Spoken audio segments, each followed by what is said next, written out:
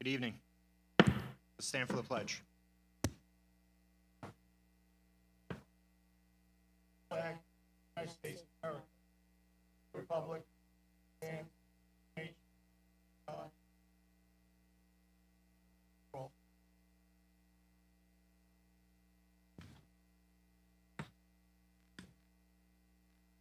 So before I officially start the meeting, I just wanted to say, as the East Islip Board of Education, we are deeply saddened to hear about the news with the bus accident involving the Farmingdale band students. Our hearts go out to the members of the Farmingdale school community during this difficult time. We're sending our thoughts and prayers to the students, their families, and the community. Please know that we're here to support you in any way we can.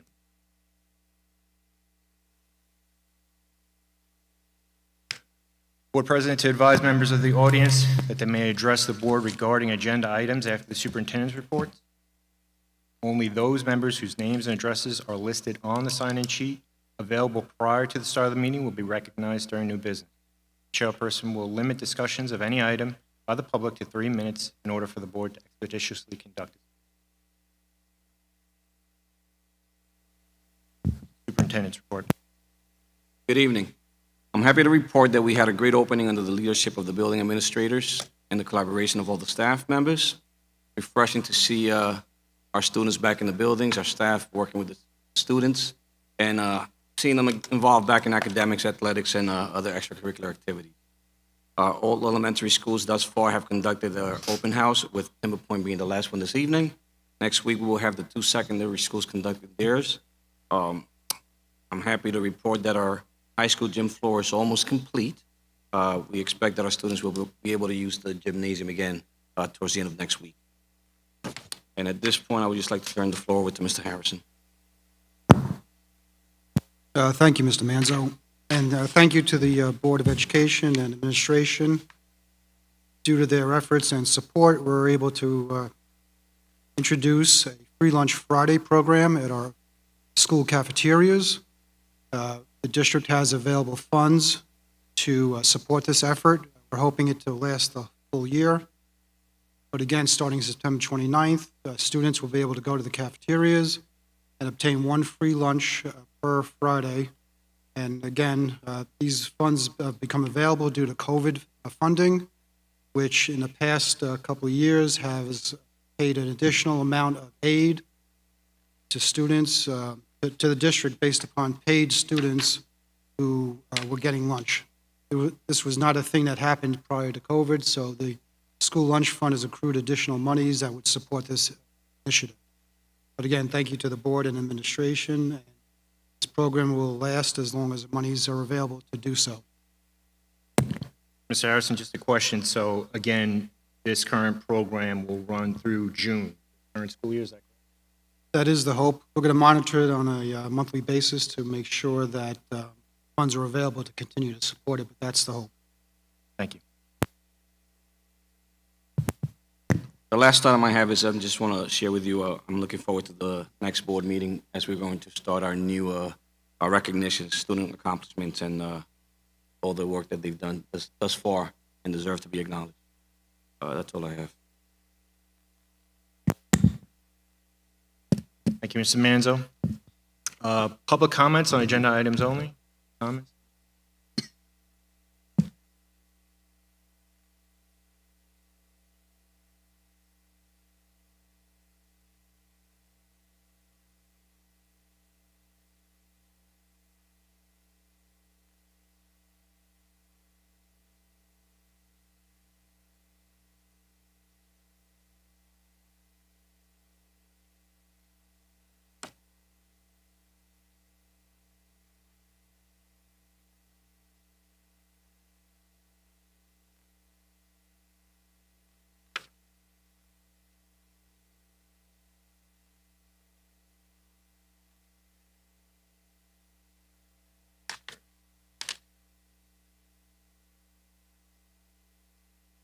Uh, 6.1, student discipline resolution.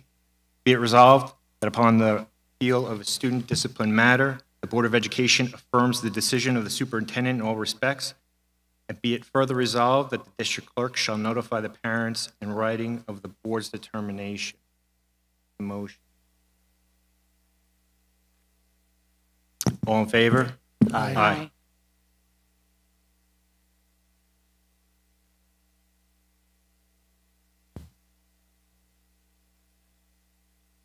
Certified personnel. Be it resolved that upon the recommendation of the superintendent of schools, the Board of Education approves resignations, termination, leaves of absence, position abolition, employment appointments, tenure appointments, and salary changes in accordance with the applicable provisions of education civil service law as cited in by person attachment. Can I get a motion? Motion. Second. All in favor? Aye.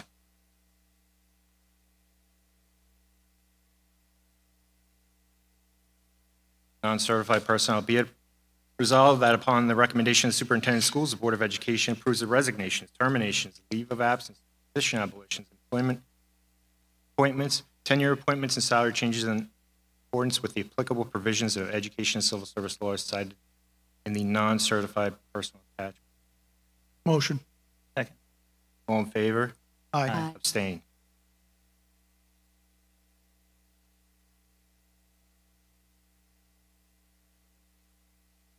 Consent agenda items 9.1 to 9.13. Be it resolved upon the recommendation of the superintendent of schools, the Board of Education hereby approves the consent agenda items 9.1 through 9.13 in accordance with the action presented for each item. Motion. All in favor? Aye. Aye.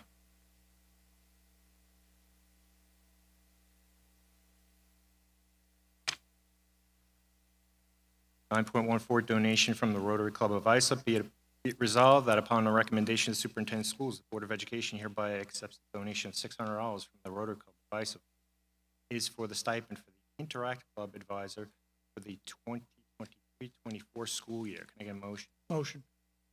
Second. All in favor? Aye. Aye. Thank you very much to the Rotary Club of Islip.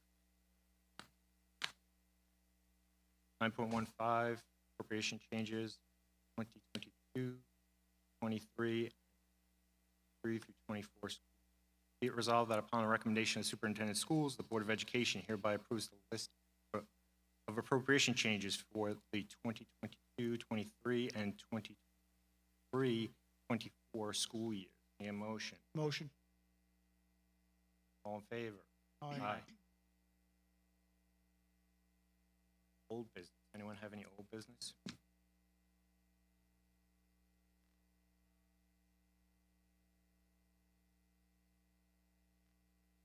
New business? Hi, we have 5 students that have been selected to participate in NISMA All-State Music Conference, place in Rochester, New York, from November 30th to December 3rd. Dr. Wadawa and Music Leg will be accompanying them. These students that are attending have the opportunity to gain additional knowledge in rehearsal technique and additional performance experience with other elite musicians throughout the state. Very excited. Thank you, Doctor. Any other new business?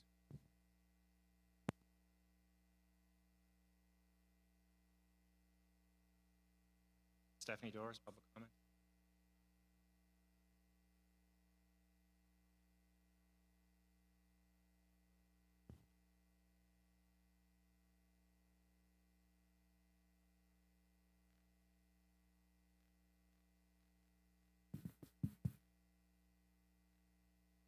Hi, how are you? Good evening.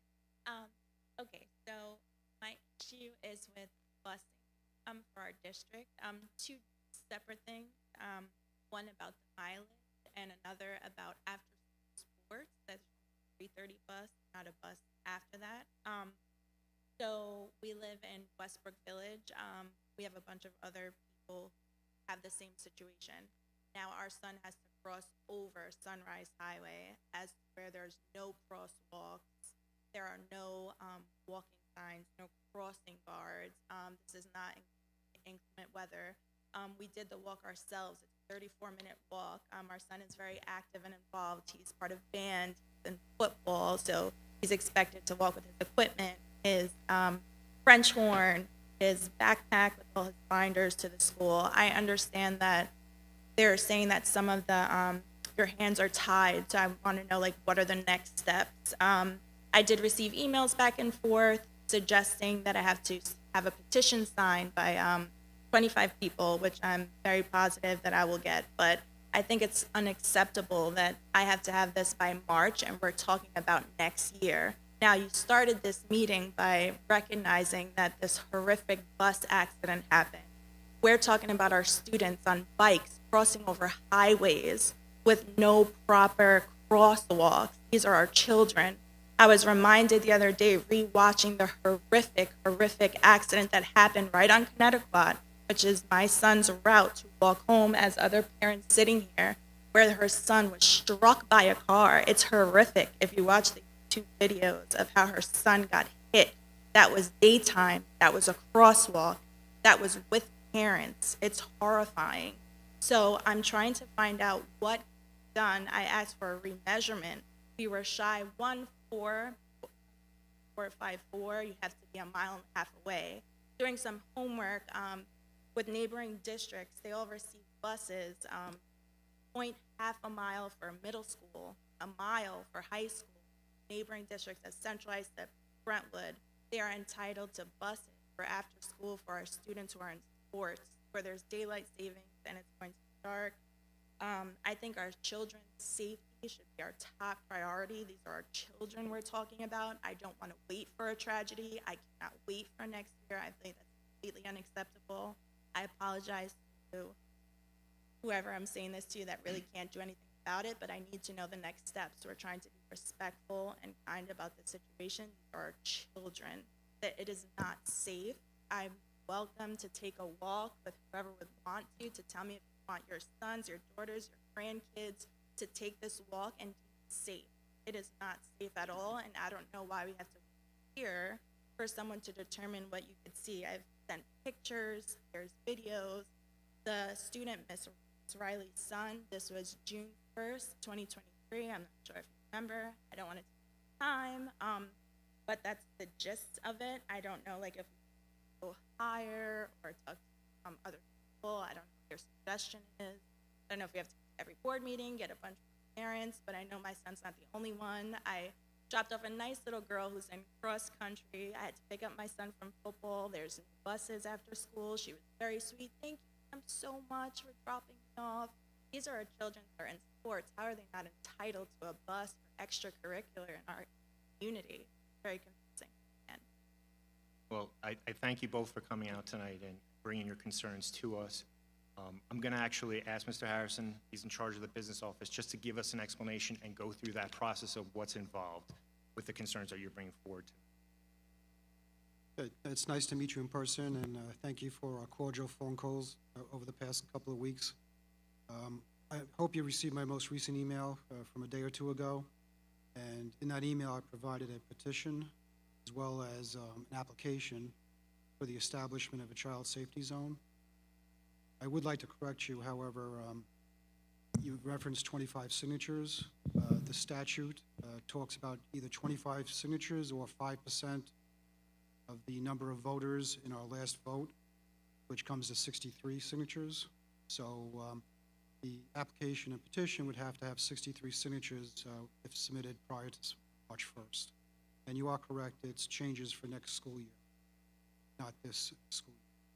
So those are the next steps to establish a child safety zone. All the information you've previously submitted will be part of your application when you submit it to the board.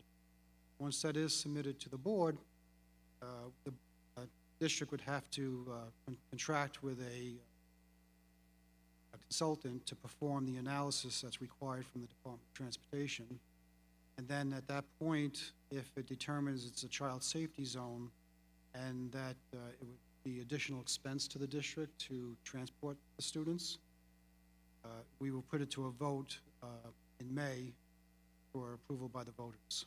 the district doesn't have the ability to just establish a child safety zone. So those are the steps that are, So I guess my question is, does, like, senators, the Congress, like, how high does it have to go? If your hands are tied, what do you suggest for our children's safety? Me, as a parent, waiting a whole year for safety is a little bit crazy. And no disrespect for your board, because my son does love this school. He doesn't even want me to speak. He's nervous that people are not gonna like him anymore, Mom, if you speak up. This is a safety. So it's unacceptable for a whole year. So how else do you go about this? well, when I mentioned the Commissioner, Department of Transportation, those are the people that put these guidelines in place and these methods to be able to change what we're talking about. And in respect to after-school buses or I would need to look into that for you, but we have not had after-school buses other than the extra help bus that's around 3:30 or 3:35 daily. We haven't provided those buses as long as I've been here, and I don't know that they were provided time prior, so I will do a little research and get back to everyone about that. all our neighboring districts do, so it's Sorry? all our neighboring districts do, so a little confusing. Like I said, thinking about that poor little girl also walking by herself today, you know? It's fine that we're a community, we help each other, give each other rides, but why is another district have, hold on. Like, If other safe- districts have different mileage requirements, it's because their voters approved it. It's not because of the Board of Education. So it has to be put out to a community vote in May. We couldn't do it if we wanted to now. Change the mileage, we couldn't establish a safety zone. We don't have the authority to do it. Steve, even if we went to the Commissioner of Education to change our bus mileage now, could we do it? My understanding is the voters have to. Right. In So fact. we can't. And just to add to that point, the state requirements for transportation are 2 and 3 miles depending on the grade level. So we do offer transportation based upon community vote at miles less than that. It is less than the state minimum. Had a bus. Same distance. Well, Why that because that, change? Well, when the student enters 7th grade, they're subject to a 1.5 mile distance from school, not the mile. age. Well, Not grade distance, levels. The same distance. Further and closer, same residence. Why that change? 6 to 7. Well, because the mileage limitations to be eligible for transportation go from a 1/2 mile kindergarten to 3rd grade, from 4th to 6th, it's a mile, and when student enters 7th through 12th, it's a 1.5 miles. So That's measured just directly in aid. there, Driving, it takes longer. right, it's, Driving here takes, if I cut to the highway and back blocks, a 1.5 miles. But transportation, same, bus still has to take out, I take driving. it's not based upon a drivable route. It is from point A to point B, and it's a walking.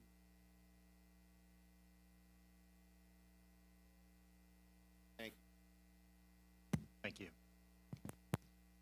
Steve, we Just, have put it my out to a last vote to comment, I'm change so the mileage. Oh, I'm sorry. my last comment is just, can we as a community be notified of this? Because I know that some of my friends, we didn't even realize that our kids weren't gonna be eligible for a bus in 7th grade. So we sent a lot of email blasts and things like communication to our district. Maybe some parents are not even aware, like myself, until September comes, and now we have to wait.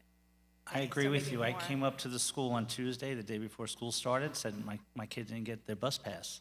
I was told they're not getting it. So I'm with you. So perhaps we can notify parents, next year, if they don't qualify for a bus when they did the year before. Especially change. Maybe at the end of the year, something that we can do to get out to them, because I could use that too. So, Yeah, I we'll, agree. we'll look at the timing of the message. We did send a message when the bus passes were sent out. Perhaps we can do that earlier. Thank and you. Maybe repetitively, too. but Steve, we have put it out before to the community to vote to reduce the mile, and we had a transportation committee that actually recommended not putting it out. It was just too expensive. Right, and just for people's knowledge, I'm not looking to make safety a matter of state aid, but I'm just putting the numbers out there for you. We get state aid on transporting students that live 1.5 miles or more away from the school district. And under 1.5 miles do not get state aid. In fact, we lose a portion of state aid if we're doing that. And again, I'm not trying to correlate that issue with safety. It's just a fact of life that I just wanted to make apparent to everyone. Thank you. Stephanie?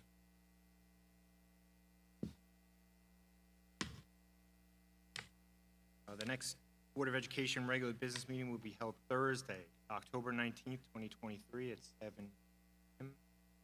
Can I get a motion to adjourn? Motion. All in favor? Aye. Thank you, everybody. Have a good night.